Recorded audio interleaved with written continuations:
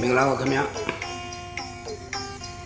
ဆရာရဲ့ပညာယူထားတဲ့ဆရာတယောက်ကအုံမိချုံမိဖြစ်ခဲ့ရင်ဘယ်လိုလက္ခဏာမျိုးပြလဲဆရာ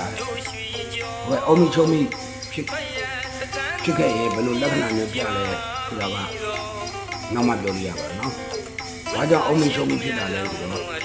ပညာယူတဲ့အခါဘယောဂကိုမစစ်ဆေးပဲနဲ့ပညာပေးလိုက်နေအဲ့လိုဘယောဂကိုမစစ်ဆေးပဲနဲ့ပညာပေးမိတဲ့အခါမျိုးကြရင်ဘယောဂဆေးတော့ကြောင့်အုံမိချုံမိဖြစ်သွားတယ်နောက်တစ်ချက်ကတော့စစ်ဆေးကူးသားတဲ့အခါဘယောဂဆက်မပြတ်ပဲနဲ့ပညာပေးမိရင်အုံမိချုံမိဖြစ်တယ်ပါအဲ့လိုအုံမိချုံမိဖြစ်တဲ့အခါကျရင်ကျွန်တော်တို့ကပထမတစ်ချက်တော့ကျမကြီးတို့ဘာလို့ကောင်းတော့ဒါဆေးတော်ရဲ့အရှိန်နဲ့တစ်ချက်ကောင်းတော့ပါတယ်သို့တော့သူကခန္ဓာကိုယ်ထဲမှာပယောဂကိုအုံမိချုံမိ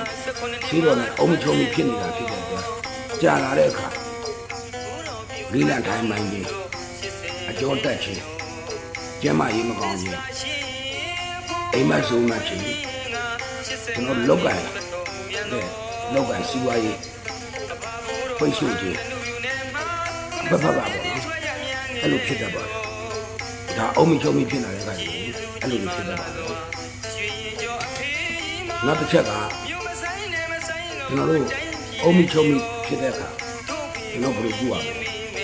ခါတဲ့မိကုန်းတွေကများတဲ့အတွက်ကျွန်တော်ခါတဲ့ဆက်ဖြေတော့ပါဘူးအုံမိချုံမိဖြစ်တဲ့အခါဘာကြောင့်အုံမိချုံမိဖြစ်တာလဲစီးပေါက်တဲ့အခါမှာကျွန်တော်ဆရာတွေကစီးပေါက်ရင်လည်းနံပါတ်1အမိတ်ပြန်တယ်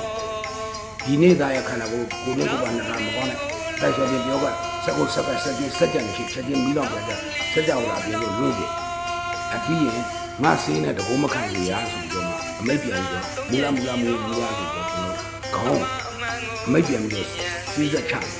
အဲ့လိုစီးစက်ချတဲ့အခါမှာဒုက္ခနာကိုယ်မှာအစွဲကြံရှိနေဆိုတော့ဆိုတော့မူလာပြန်ဒါစီးပေါက်တဲ့အခုကမယ်ဆိုတော့တချို့အုံမချုံမိတွေအဲ့ဒီပညာပေးတဲ့ဆရာရောသူ့အနွယ်ရောစစ်လို့မပေါ်ပါဘူးတခြားအနွယ်ကစစ်ရင်တော့ပေါ်တတ်ပါအဲ့ဒါမျိုးဆိုရင်ဘယ်လိုစစ်ဆေးရမလဲဆိုတော့ကျွန်တော်တို့